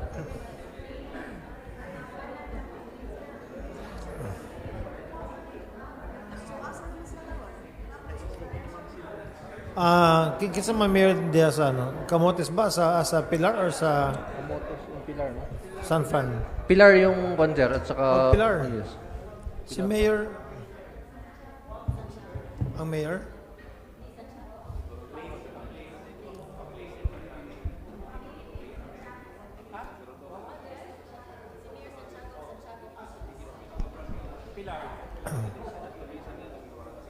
Even if we tell them the narrative na gigan sila sa Camotes, they're not allowed to go back? Yes, sir. After the treatment, kasi nag-blood transfusion kung hindi ako nagkakamali. Then, ang isa pa rin is na operahan. After the treatment, dapat papabalikin kaso ayaw nilang i-accept na dun. Ang mayor ayaw pabalikin? According to the is LGU. No? Buong. Sir, yes, I think suggestion lang namin sa PNP. I think pag full na siya sa LSI, locally stranded individual, he can avail the program of the National Task Force. Ma-issuean lang siya ng Yes. travel authority ng regional director namin para hindi na makadina yung Camotes. Di ba, ma'am? Sige, tulungan siguro natin. Sa concern ka sana na yun is bago sila para dumating dito, sir, is dapat may agreement na bago nila i-release doon, dapat may agreement na tatanggapin nila after the treatment. So yun kasi ang nawawala, sir eh. Kasi emergency case to, sir, hindi natin pwedeng harangan. So pinapayagan natin makabalik. Pero yung pagbalik, yun ang may issue tayo, sir. Sige, ipa-enroll na natin sa locally stranded individuals. Yes, tama. No? And there's an existing program now. That way makabalik sila sa Camotes. LC, kayo na lang mag-inform sa patient. The patients are, I think, okay na, no? Okay na sila? Okay. Sige. We will inform to enroll sa LSI. So next concern, sir, is regarding so now we are allowing passengers, LSI passengers going to Cebu, which is Cebu naman is accepting these passengers basta ma-comply nila yung mga travel authority nila. Okay. Then last concern, sir, meron tayong di ba? Meron tayong stock up sa border sa Valencia na pauwi ng Cebu, Colonel Camacho? I think tulo sila or upat? Yes sir, i-check ko lang kung ilan, pero meron naka-stranded tayo doon sir. Baka pwede sila mag-enroll sa LSI program? Pwede sir, pwede. Yeah. Yes sir. Pa-check na lang palihog. Opo sir. Actually, may na-entertain na kami the other day. So, napayagan namin pumunta sa Cebu. 5 passengers. Then, lastly, sir, may I request some permission from you, sir. Kasi marami nang tumatawag sa amin sa Cebu na they're requesting to pass by here, sir. With complete documents naman, travel authority, at uuwi ng Tacloban, Samar, which they're requesting to pass by lang sa which wala pa sa atin yun We're not allowing pa mga transit Ang inaalaw pala natin are returning residents. Returning residents. Yeah. And then those inside Ormoc City, kanang mga locally stranded individuals, pwede na sila magawas kay di-allow naman sila sa ilang region o sa ilang syudad na makabalik. Yeah. Kasi But we will inform you in case we can allow already mga transits. Okay, sir. Kasi yung sa Hilongos, medyo limited kasi yung makakarga yung vessel, kaya nag-a-adapt sila ng other ports para ma-entertain lahat yung mga ibang passengers na stranded. So, yun pa lang. Remember yung gipatawag na to ang mga governors from Southern Leyte and Biliran and the mayors na yung mga port areas? Because this is exactly the kind of coordination we wanted. Now, once mag-open ang mga port, mag-travel ng mga Roro and mga ship liners, there should be a coordination from their home LGU. So now it's already in effect. So yung coordination na lang from the LGU. If like for example, kanang mga nasa Cebu, muuli sila, dapat may mukuha sila sa pier. Anyways, we'll wait for the other mayors if masugot ba sila. But kaya nga kailangan natin dito yung mga governors kasi si governors nasa control sa ilang mga municipalities. So, to confirm, sir, here in Port of Ormoc will not yet accept. Not yet, but we are working on that. Okay, Mayor. Thank you, Mayor. Thank you. Philippine Army? Wala? Okay. PNP, palihog? Okay na naman tayo kanina pa, no? Okay.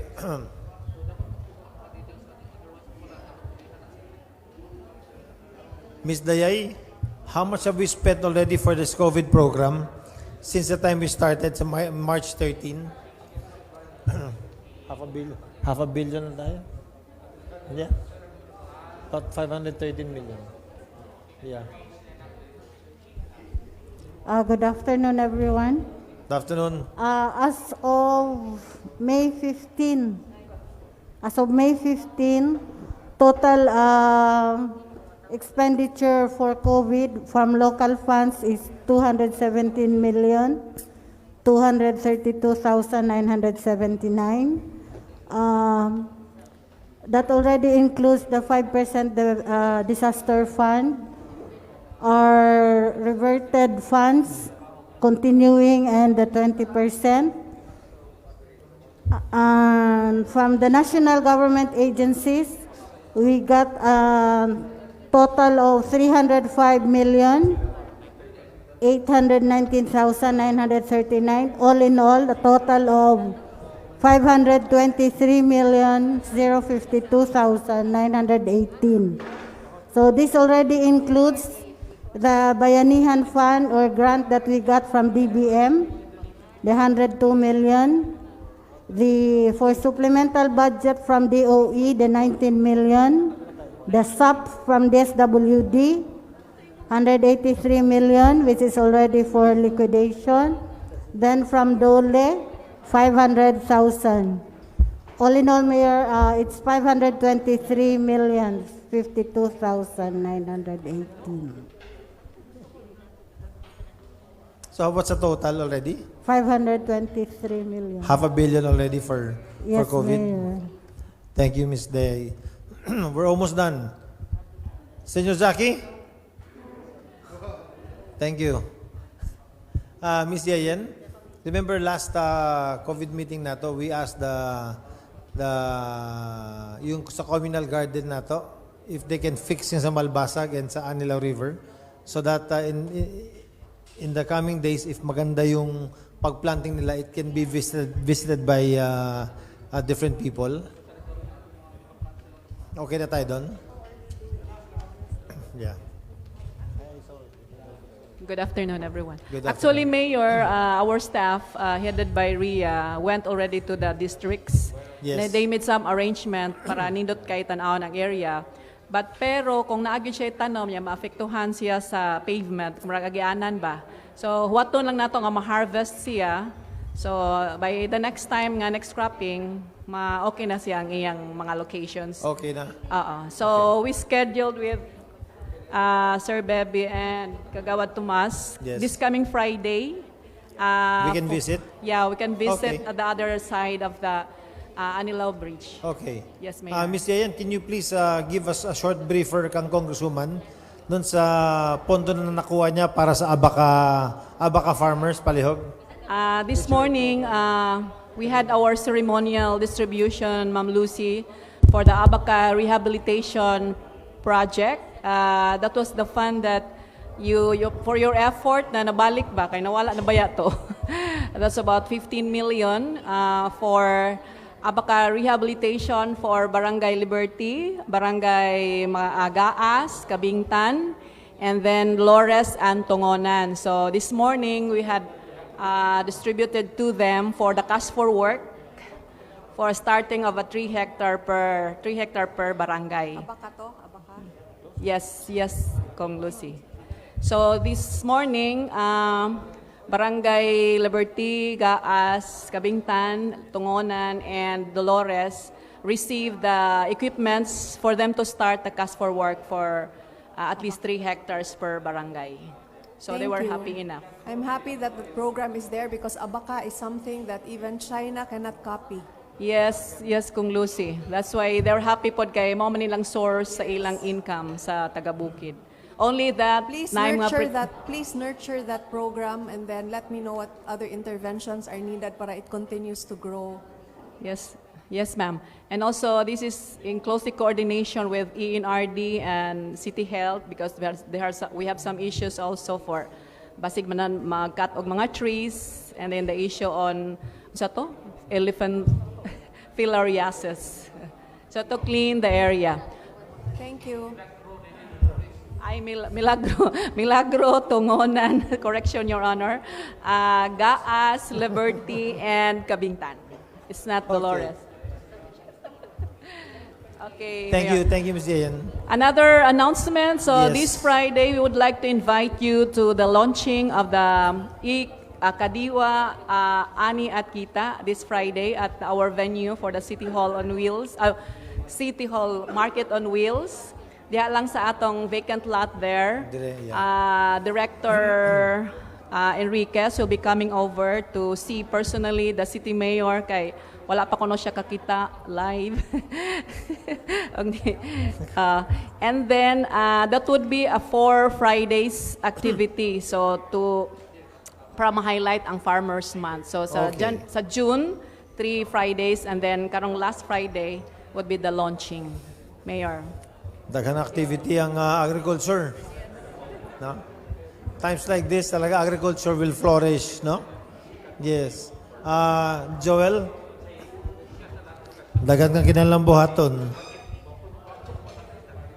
We're almost done. Joel's the last. Good afternoon, Congresswoman Lucy, Good afternoon. Mayor, and everyone. Last week we had a courtesy call with the Food Panda, with City Mayor. So ang ila target is minimum of 80 to 100 vendor partners. So kini sila mo cater ni sila kisa to mo order. They've signed up already? Wala pa, Mayor. They're still looking for the vendors mo ilagi kuan karon, Mayor, and then eventually they will get a permit So ang ila target is, and their office will be located at the Aviles Business Center. Yes. So, kana siya. And then, it will create job for the Ormocanons, and ang ila riders, ila suwayan si tricycle, Yes. sa ila during free time. So at least, aside from their, kining, ila pang adlaw-adlaw, kung nasa sila free time, they will cater the needs sa katong mag-order sa paraaning sa Food Panda. Then, Mayor, we plan to have a meeting with the Carindia owners. So we will invite also Doc Sacedo. Yes. Regarding the presentations. So that will be on Friday, Doc. So we will finalize the schedule na lang. Then, FYI, nag-change ang Robinsons like the supermarket ng ila schedule. So instead of 9 p.m. sila mag-close, but they moved to 7 p.m. na earlier. And then supermarket will open at 9. Ang mall is 10 a.m.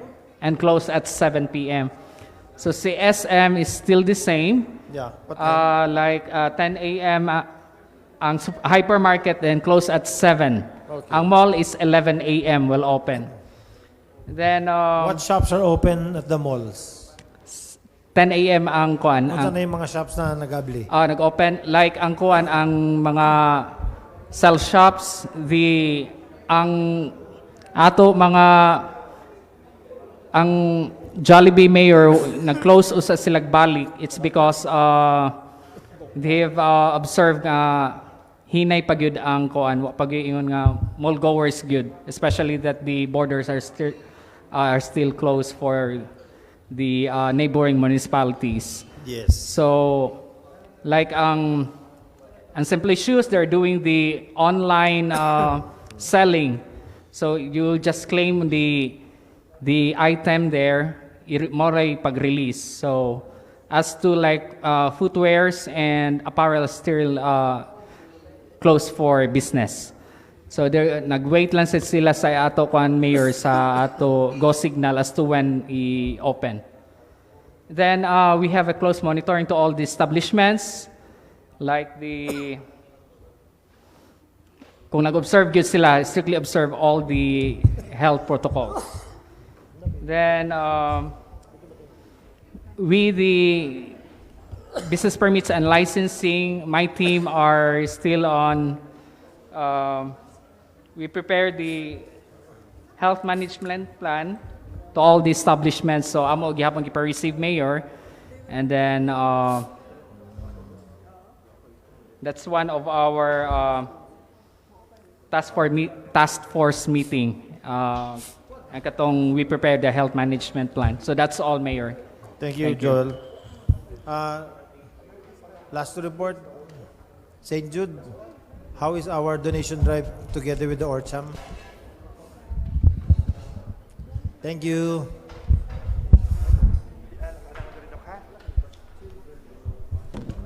Good afternoon, Mayor. Good afternoon, everyone. So, I'll make my report very brief, Mayor. As of today, we have 1.4 million cash donation from different private sectors. As to the in-kind donations, the past 2 or 3 days, we have the following: Sabine Quin Pineapple. We also have the Ormoc Rice Miller and Traders. They donated 37 sacks of rice. We also received from APAD Philippines and Japan, Orcham, worth 90,065 pieces of PPE, coverall and other PPEs. We also received from Leo and Hazel Papeliero, or the OEL Gasoline, 100 pieces of noodles and goodies. We also received yesterday something fishy seafoods trading Ormoc, 90 kilos of fish. What we did is we distributed this to all the borders, Valencia, Macabog, Liberty, and all other borders. We would like also to thank RTP Food and Catering Services, who prepared for our snacks today, and others, I already reported that one. I would like also to follow up Coca-Cola or Pepsi to provide us, especially Dr. Chong reminded me earlier that the COVID Ligtas Center still needs more tables and chairs, especially that I think there will be more residents coming in and will be staying in that place. So hopefully, I'm calling for help, especially coming from Pepsi and Coca-Cola, to also lend us tables and chairs to be used in the COVID Ligtas Center. The meeting that we had with MRG last Friday, as facilitated by Orcham, was very successful. It was represented by the different sectors in the business sector. In fact, others also who are not members of Orcham were able to attend. And they are now prepared to start the business operations by June. Other things, during the church relations activity, I think we had a very successful meeting with MRG and Ormoc Vicariate priests in the person of Father Gani Pitilos and Father Carlos Rodriguez Jr. just this afternoon. And there will be Mass, I think, starting May 31. We're going to loosen the protocol for church. As posted earlier, we would just need to get the procedures coming from the church, and then we'll finalize it. I think, as mentioned by Mayor Richard Gomez earlier, we're going to implement the allowing Sunday Masses this coming Sunday, May 31. For other updates, I think I'm going to skip that one. Those are the important ones. Thank you very much. Thank you, Jude. Before we, yes, go ahead, CD Conggona. Regarding doon, sir, sa mga churches natin, kasi may instruction sa amin na talagang kausapin yung mga pari na talagang implement talaga yung minimum health procedure, social distancing, kasi hindi raw susunod kahit pari ang sabi sa amin, isomon sila. Kahit daw pare, kailangan madisiplina kung ayaw sumunod. Yan ang instruction, sir. Alam ko mabigat.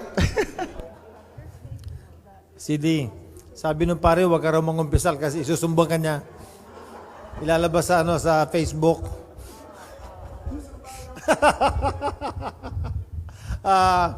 Okay, thank you very much. A donation, we would like to thank a lot of friends and people who has been continuously donating there sa atong LGU.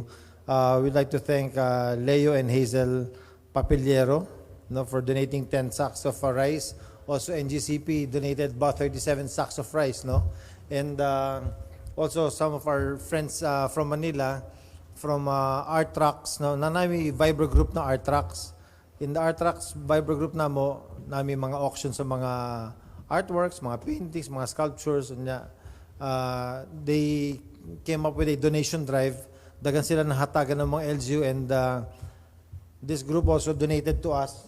Lahi-lahi ni may face shield, may PPE, may mga N95 na mga masks, so this will be received by us, and it will be used by the City Health para sa ilang day-to-day operations. I'd like to ask the officials to please join us sa picture taking once we're done. Okay? So thank you so much, everybody, for joining this COVID Task Force meeting. A lot of new developments, especially ang mga returning OFWs and locally stranded individuals. Let us make that program work for Ormoc. Let us welcome all our OFWs who's been part of the bloodline of our economy. So they should not be left behind. Again, I'll see you on Friday for our next COVID meeting, and then after that, we will come up with a decision on what we will do with our executive order that will end on May 31. Thank you so much. Daghang salamat. Maayong hapon sa tanan. Thank you.